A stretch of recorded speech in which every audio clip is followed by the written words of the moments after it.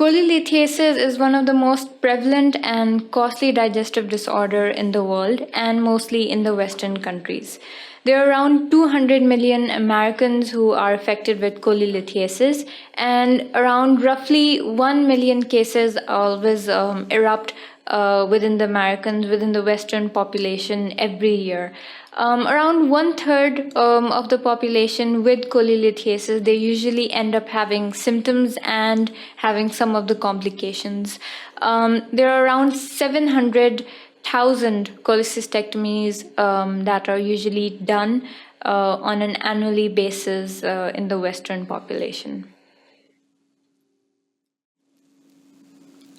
So, if we talk about choledocholithiasis, like we've mentioned in the case that we studied before, the choledocholithiasis is defined as the occurrence of the stone within the bile duct.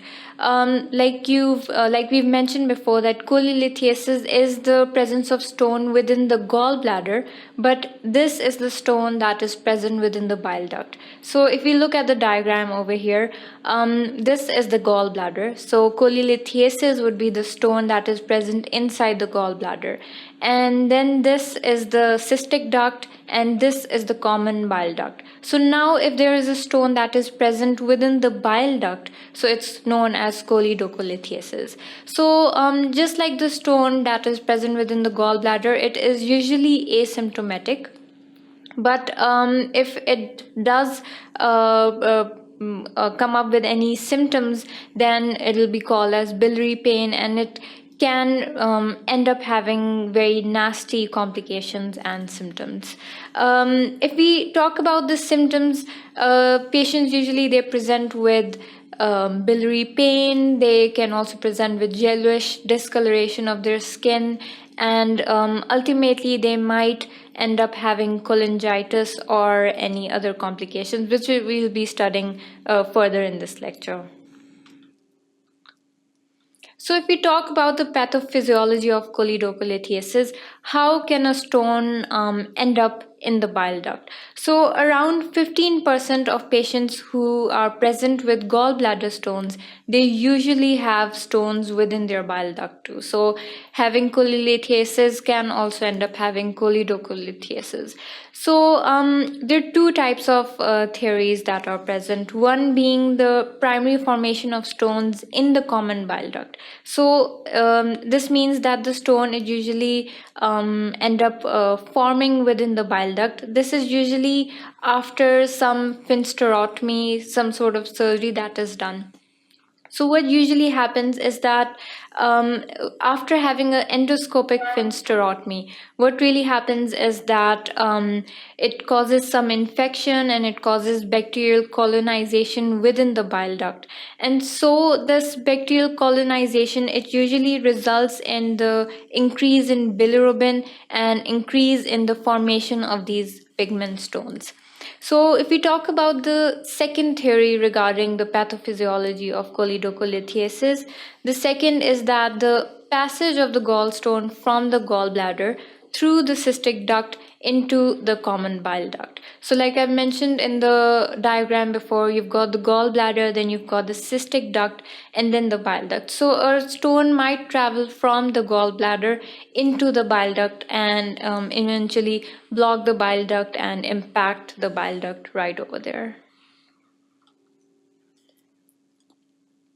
So if we talk about the symptoms of choledocholithiasis, it is usually asymptomatic, like I mentioned before. Similar to cholelithiasis, it can be asymptomatic, and if a patient does present with biliary pain, it's usually very indistinguishable, because the patient might have the pain in the same area. You cannot distinguish if the patient is having choledocholithiasis or he's having cholangitis or he's having any sort of just biliary colic. So it's really difficult to diagnose and differentiate between the two. So we'll be talking about the differential diagnosis furthermore.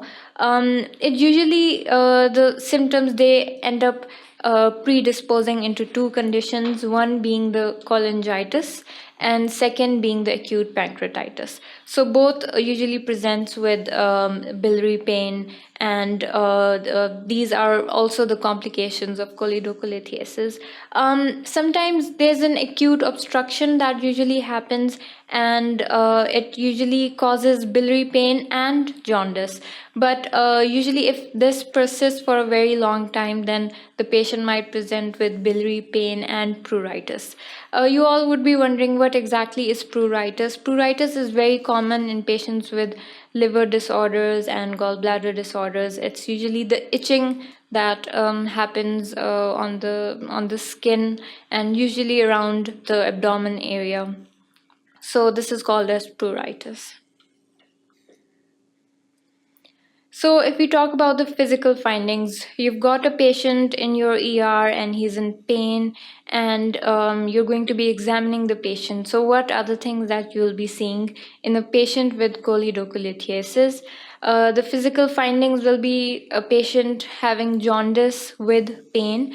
The pain might be mild to moderate, and the jaundice could also be mild to moderate. It might suggest stones. We're just talking about the physical findings. We haven't reached a diagnosis yet. Other than that, if a patient usually presents with painless jaundice, he has jaundice, but he's without any pain. And if you have the abdominal examination done, you can notice a palpable gallbladder, which is also known as Courvoisier sign. This usually favors malignancy. So you usually have to see that the patient is he elderly, is he having any sort of weight loss and other signs and symptoms of any carcinoma or malignancy. So, if we talk about the laboratory findings are very important to get to the clue that the patient is having choledocholithiasis. So, the investigations would involve elevated serum bilirubin, which is very important in patients with choledocholithiasis, increased alkaline phosphatase, and lastly, the serum bilirubin level could be more than 10 milligram per deciliter.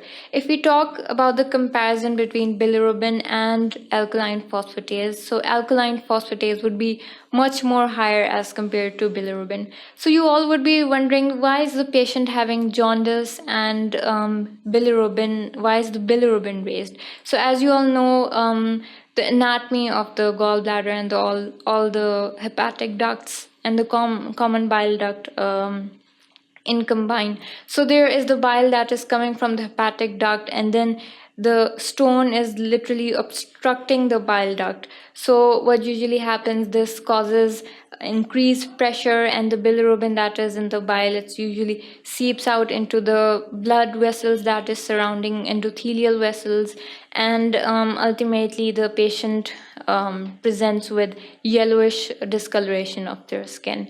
If we talk about the comparison of bilirubin, the bilirubin would be usually more than 10 milligram per deciliter. Other than that, there might be some transient rise or some spikes of increase in serum amylase and aminotransferase, which could also be in relation to acute pancreatitis. So the patient usually they do present with choledocholithiasis and acute pancreatitis. So if we talk about the diagnosis, so now a patient, you have a suggestion, you are suspecting the patient to have choledocholithiasis or something wrong with his gallbladder or within the bile ducts. So, how will you be diagnosing this patient? The foremost and the most important test that is done for these patients is called as ERCP. ERCP is also called as endoscopic retrograde cholangiopancreatography. So, this is an image of the ERCP. As you can see, this is the bile duct. So what we can notice in this picture, we can notice after having a contrast, we can notice that there is a dilation in the bile duct. So having the contrast, you can see that there are places where the bile duct is all dilated because of the presence of the stones within the bile duct. Other than that, you can notice that there are there are three spaces that has defective contrast. So you can see the contrast haven't reached to three specific points within the bile duct, and this represents as stones within the bile duct. As you can see over here, this is number 1, this is 2, and this is 3. So this represents the stones that are present within the bile duct. Other than that, this sort of test is 95% sensitive and 95% specific. So this is the gold standard test that is done for patients with choledocholithiasis.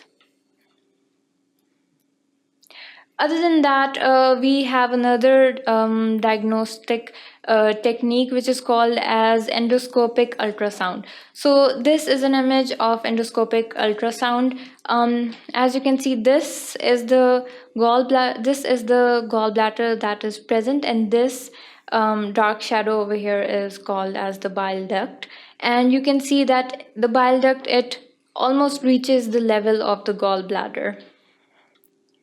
This is a picture of the bile duct that is present, and it's dilated. And lastly, in this picture, you can see that in the distal part of the bile duct, we can see an opaque round structure that is the presence of stones within the bile duct. So this is the endoscopic ultrasound that is also one of the techniques to diagnose choledocholithiasis. The third type of diagnostic technique is called as MRCP, which is also known as magnetic retrograde cholangiopancreatography. So in this diagram, what usually happens is that this is a lot more less invasive as compared to ERCP. So this is usually done where clinically ERCP is not possible, and it's a lot more easier and more best for the patient, that is, as it is less invasive. The fourth and the last technique that is available for patients to diagnose them with choledocholithiasis is known as percutaneous transhepatic cholangiography. So this is a diagram which shows a very clear picture of the dilated bile duct that is present. This is also a very accurate test to diagnose a patient with stones within the bile duct, and it's usually done if ERCP is not available or it's unsuccessful and you could not be able to find a stone with the help of ERCP. So this is the test that is usually done. So if we talk about the differential diagnosis, like I've mentioned before, it's very necessary to rule out a patient who has come up into the ER with pain that is usually in the epigastric region or more towards the right upper quadrant pain. So usually what happens is that we have to diagnose other sort of more complicated complications such as cholangitis or any other pancreatitis. So these are the things that we need to diagnose first and rule out first. So one of the main things that is important is biliary pain, as the patient might present with pain in the right upper quadrant region. And then there are some patients who presents with this sort of presentation who are who have AIDS and they are associated with some cholangiopathy. And other than that, papillary stenosis is also present. So usually these patients are HIV positive, and they have right upper quadrant pain, and they have abnormal liver function tests. So these are the things that we need to rule out first. Lastly, if we talk about the treatment of choledocholithiasis, choledocholithiasis is that sort of a disease that is very, very important to be treated, and it definitely warrants a treatment. So we can't leave a patient with a stone within the bile duct, as it would increase the pressure to retrogradely, and it would cause jaundice, and it would cause other sort of complications. So it's very necessary to treat these patients. It's usually done with ERCP if you're diagnosing a patient, and the investigation tool is ERCP. So ERCP could also be used to remove out and take out the stone that is present within the bile duct. And if in some cases ERCP is not successful, then we can end up having an elective laparoscopic cholecystectomy. As you can see, this is a picture of a couple of surgeons who are performing the elective laparoscopic cholecystectomy. It's done via a camera, and there's a screen present, and this sort of stone is removed with the help of this technique. So, coming to the second type of clinical disorder regarding gallstones, if we talk about the most common complications regarding gallstones, that is the most lethal and the most dangerous type, it is known as cholangitis. So, cholangitis usually happens because of the bacterial infection that happens within the bile duct, and it is usually done because of the bile that is present, and that is more susceptible to bacterial infections. So what usually happens is that pus that is usually under pressure because of the presence of stone within the bile duct, it leads to rapid transfer and rapid colonization of the bacteria from the liver into the bloodstream, and usually patients, they end up having the bacterial infection and end up having sepsis. Sepsis is the infection that is in the blood throughout the body. So this is a histological diagram of a patient with cholangitis. So, if we talk about the pathophysiology, around 85% of cholangitis is usually caused because of the stone that is embedded within the bile duct, and it's also because of the bile status, the bile that is present, and it's not, and it's being obstructed because of the stone. If we talk about the bile duct stone, like I've mentioned before in the diagram, this is the gallbladder. The stones in the gallbladder is cholelithiasis, and if it comes out through the cystic duct into the bile duct, this is the common bile duct. So if the stone is embedded within the bile duct, it's called as choledocholithiasis. So, and if there is a presence of any bacteria and infection within the bile duct, and this causes cholangitis, which is also the inflammation of the walls of the bile duct. If we talk about the other causes of bile duct obstruction and the inflammation and the bacterial colonization and the causes of cholangitis, it usually is because of some neoplasm or any sort of biliary strictures. So these are the different other causes of cholangitis that usually occurs in patients. But if we talk about the most common cause, it's mostly because of choledocholithiasis. Like I mentioned before, that the stone from the gallbladder, it ends up into the bile duct, and it causes the blockage, which is choledocholithiasis, and then it causes the inflammation, which is called as cholangitis. So, if we talk about the symptoms, there is a triad which is very important to remember regarding cholangitis. It is called as the Charcot's triad. So, the Charcot's triad consists of three most important things. One being pain, that is usually mimicking the biliary pain. One is the jaundice, that is the discoloration of the skin, and lastly, the fever. So, if we talk about the pain usually presents with chills, and it could be mild to moderate. Other than that, if we talk about jaundice could also be very severe in long-standing cholangitis. As you all know, the retrograde pushing of the bile duct, and then the and then the bilirubin within the bile, it seeps into the blood vessels, and then it goes throughout the body and causes the yellowish discoloration. Other than that, the presence of fever is usually more than 102 Fahrenheit. So these three important symptoms, it collectively shows the Charcot's triad.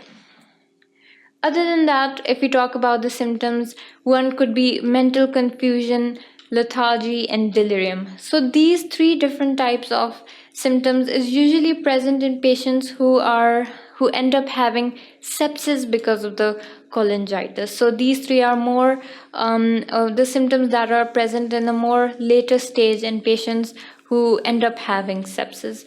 If we talk about Charcot's triad, in addition to two more symptoms, one being the altered mental confusion and other being hypotension, such as the patient would be having low blood pressure. So these five symptoms collectively, they're known as the Reynolds pentate. So if you notice a patient having these five distinguishing symptoms, so it's called as Reynolds triad, and this is also usually present in patients with cholangitis. So if we talk about the laboratory findings, it's usually very helpful. The lab findings are very helpful in pointing out that there is something wrong within the biliary tract. So one being the leukocytosis, the WBCs would be very high, and they're usually present in 80% of patients. Their WBCs would be high. Other than that, serum bilirubin more than 2 milligram per deciliter. Bilirubin is one of the most important lab findings, as if a patient does not present with any rise in bilirubin, we would not be labeling the patient with cholangitis. Other than that, serum alkaline phosphatase could also be raised. And the most important regarding cholangitis is the positive blood cultures. As you all know, that it is a bacterial infection that happens, so it's very necessary to rule out cholangitis from other biliary tract and bile duct diseases. So it's important to take the blood culture and know that what sort of organism has the patient been infected with. So if we talk about the diagnostic studies, ERCP will be the same investigation of choice for patients with cholangitis. As you all know, that the stone would be present within the bile duct, but we need to see that is there dilation of the bile duct and is there any sort of inflammation within the bile duct wall. So ERCP, the same like I've mentioned before, there'll be stones that is present within the bile duct and dilation of the bile duct. Other than that, percutaneous transhepatic cholangiography is also a very accurate method to diagnose a patient with cholangitis. But other than that, like we've mentioned, that these imaging techniques, along with the lab test, that would be the blood culture, to rule out these patients with any other sort of disease regarding the bile duct and the hepatic structures. Other than that, if we talk about the dilation of bile duct, usually patients present with there are almost a percentage of 75% patients, they present with the dilation of the bile duct, and 50% patients, they present with stone within the bile duct. Other than that, ERCP would be very definitive, and percutaneous transhepatic cholangiography could be present if ERCP is unsuccessful or if it's not available. So if we talk about the treatment of cholangitis, it's very necessary to rule out and to finally diagnose the patient and treat the patient, as the patient might end up having sepsis. So it's very necessary to treat the patient as soon as possible and avoid these sort of complications. So it's very necessary to first of all find out what kind of bacteria is the patient being is infected with. So there are a lot of bacteria that could cause cholangitis. It could be any sort of bacteria such as the E. coli, it could be Klebsiella, Pseudomonas, Protease, and some sort of Enterococci also could infect these patients with. So after diagnosing that what sort of bacteria is causing the cholangitis, we would treat them according to that. First of all, stone removal would also be helpful in a case if we are diagnosing the patient and we've done ERCP. So ERCP could help in the removal of the stone. Other than that, ERCP can also help in the biliary decompression, as it would be going through the biliary duct and biliary tube, and so it would cause the decompression. Other than that, antibiotics is very necessary. And lastly, if antibiotics and ERCP is unsuccessful, then we can end up with subsequent cholecystectomy. But before that, it's very necessary to treat the patients with antibiotics. So what are the antibiotics that are helpful? If we talk about the antibiotics, if the patient comes up with a mild sort of a case, cefoxitin is very important, and it's given as 2 gram IV every 6 to 8 hours. So if this is in a case if it's mild, if the patient presents with a more severe case, we could treat the patient with ampicillin, or we could treat the patient with gentamicin or metronidazole. Other than that, if the patient has resistant strain of bacteria, we could treat the patient with meropenem, which is 1 gram per IV, and it's given every 6 hours. Other than that, these patients, they usually improve within 6 to 12 hours if we treat the patient with antibiotics. So now we come to the uncommon complication that ends up because of the gallstone disease. So we'll be talking about several one of them. So there are some other complications, such as the emphysematous cholecystitis. This is one of a very unique type of cholecystitis, but it represents the acute type of cholecystitis. Cholecystoenteric fistula. So there are some fistulas that could also end up because of the gallstone disease. And then there's a very unique syndrome known as the Mersey syndrome. It's because of some extrinsic pressure that happens on the hepatic duct. And then we have the porcelain gallbladder, which is also some of the changes within the gallbladder wall, some calcifications that occurs within the gallbladder wall. So we'll be talking about these complications in detail one by one.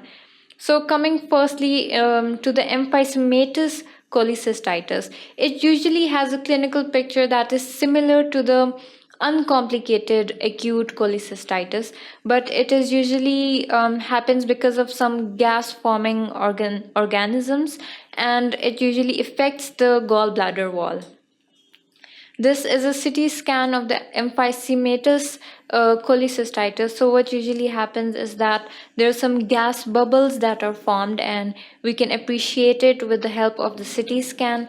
As you can see, the presence of some dark black structure, which is the gas forming balls. So if we talk about the pathogenesis, so like I've mentioned that it is usually because of some organisms, which could be the aerobic organisms that causes the formation of these gas balls. These gas forming organisms could be Clostridium welchi. Other than that, it could be because of E. coli, and lastly, anaerobic streptococci could also be one of the reasons of the gas formation that is present within the gallbladder. And this ultimately it causes the infection of the gallbladder wall, and there are some changes that occurs within the wall of the gallbladder. So if we talk about the clinical features, Biliary pain would be the same. Patients might present with pain in the right upper quadrant region or through the epigastric region. There might be some visceral epigastric pain, and then the pain might radiate towards the back and cause some back pain. Other than that, they might also present with right shoulder pain, which is also very unique for this disease, as it's similar to cholecystitis. Like we've mentioned before in the previous lecture, that there are females who present with a very unique right shoulder pain, and this could point out towards cholecystitis. The epigastric pain could be a little towards the chest and might mimic angina. So it's very necessary to diagnose and differentiate between the angina pectoris. And some patients might present with nausea and vomiting. So, if we talk about the diagnosis of cholecystitis, the small pockets of gas that we can see within the ultrasound or the CT scan could be one of the differentiating points. So we can diagnose a patient with this type of cholecystitis with the help of an abdominal film. CT scan is very necessary to differentiate from other sort of diseases such as any calcifications and acute pancreatitis. And lastly, ultrasound is also very helpful. If we talk about CT scan and ultrasound, they're mostly very sensitive for confirming the presence of gas, and ultimately we can know that it's emphysematous cholecystitis. So if we talk about the treatment, as we all know that it is because of the organisms that are present. So treating the patients accordingly with antibiotics and treating those organisms, targeting those organisms is very necessary. So we can treat the patients with the help of IV antibiotics. And then early cholecystectomy is also a very good idea, as this sort of emphysematous cholecystitis has high morbidity and high mortality rate. Secondly, if we come to the another very rare sort of complication of gallstone disease, it's called as cholecystoenteric fistula. So as you all know that what a fistula really is. So, what usually happens is that when there's a stone within the gallbladder or within the bile duct, it erodes the wall of the gallbladder and it could reach to the adjacent organ or adjacent bowel that is just next to it. So, the stone literally it cuts through the walls of the gallbladder and makes a fistula out of it. So this is picture of the gallbladder, and this the stone that erodes the wall, the fistula that occurs. It's usually occurring around the neck region of the gallbladder, as you can see in this picture. This is the fistula that has occurred. So the pathogenesis, I've mentioned that it could be because of the stone that erodes the wall.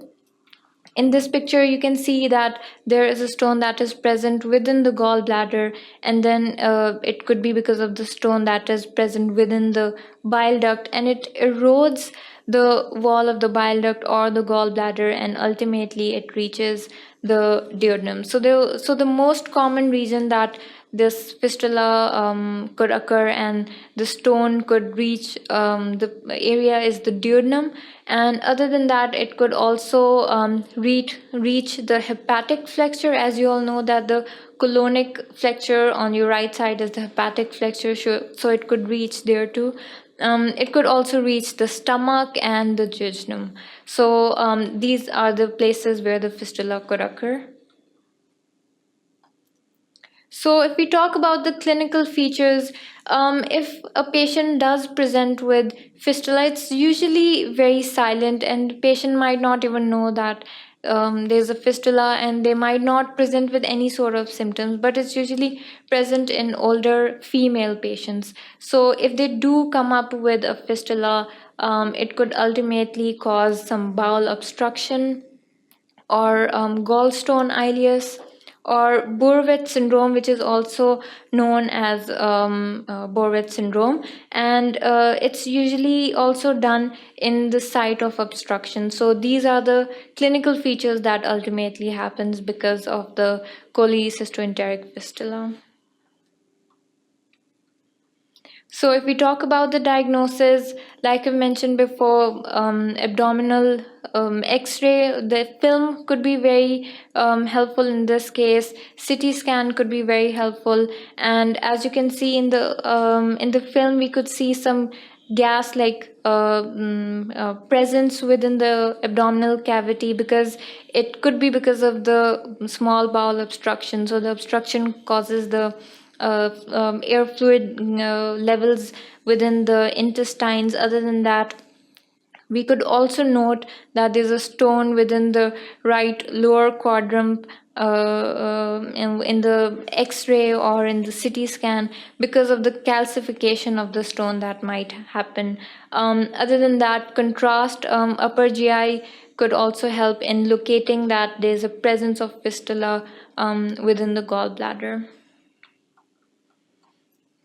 So, if we talk about the treatment of fistula, it's usually cholecystectomy because the erosion has been done and fistula has been formed. So, cholecystectomy could also be helpful in preventing any further complications. Bowel closure is also one of the treatment options available, and emergency laparotomy might be necessary in cases of any gallstone ileus. Coming to third type of uncomplicated and not rare complications, Mersey syndrome is one of the rare complication that happens because of gallstone disease. So what really happens is that in Mersey syndrome, the stone that is present in the neck of the gallbladder, it causes an extrinsic pressure on the hepatic duct. So as you can see in this diagram, this is the gallbladder and this is the stone that might be present in the neck of the gallbladder. And this part over here is the hepatic duct. So this stone, it gradually causes an extrinsic pressure towards the hepatic duct. We can see in the successive diagrams, the stone is causing pressure, and it's an extrinsic pressure that occurs within the hepatic duct, and it ultimately results in jaundice, bile duct obstruction, and some sort of fistulas could also occur. So the clinical features, the patient might present with jaundice because it's almost an obstruction of the hepatic duct, and the bile that is forming, it causes the bile and the bilirubin to seep through to the blood vessels and cause jaundice. And it could also cause any right upper quadrant pain. So, if we talk about the diagnosis, ERCP would be very helpful in showing the dilation of the intrahepatic duct, and it could also show the extrinsic pressure that is being applied on the hepatic duct. So, ERCP is very helpful in diagnosing the Mersey syndrome. As you all know, there'll be some sort of dilation of the intrahepatic duct or the bile duct. So the treatment usually for Mersey syndrome, there's a preoperative diagnosis that would lead us to the surgery, and surgery is important so that it can minimize the risk of any other bile duct injury such as the fistula or any obstruction of the bowel. So the last complication of the gallbladder is also very rare. It's called as the porcelain gallbladder. So what usually happens is that it is known as the intramural calcification of the gallbladder. So the gallbladder wall, it undergoes some calcification, and it's ultimately called as the porcelain gallbladder. So the clinical features of gallbladder, usually they also present with gallbladder pain, but it's usually very asymptomatic, and patients might not know that there's something going on, and ultimately it may result into the formation of carcinoma. So there is a tendency of carcinoma to develop as a late complication of this porcelain gallbladder. So, if we talk about the diagnosis of porcelain gallbladder, it's we can see the calcification through any abdominal X-ray film or any abdominal CT scan. So, CT scan might present the calcification or the changes within the walls of the gallbladder. If we talk about the treatment, as you all know that there is a tendency of carcinoma within these patients, so it's very very necessary that we end up having a cholecystectomy done. So cholecystectomy is usually suggested to these patients with porcelain gallbladder as a prophylaxis. So these patients, they undergo cholecystectomy, as there are almost 20% of such patients who do end up having carcinoma because of the porcelain gallbladder. So prophylactic cholecystectomy is usually done for these patients. So that brings us to the end of this lecture. So in the part 2 of this cholelithiasis lecture, we've studied about the other complications of gallstone disease, such as the choledocholithiasis, which is the presence of stone within the within from the gallbladder to the bile duct. And then we've studied about the presence of stone within the bile duct, and then the susceptibility of infections such as bacterial infections, and that would cause the cholangitis. And then we've studied about more rare sort of complications regarding the gallbladder syndrome.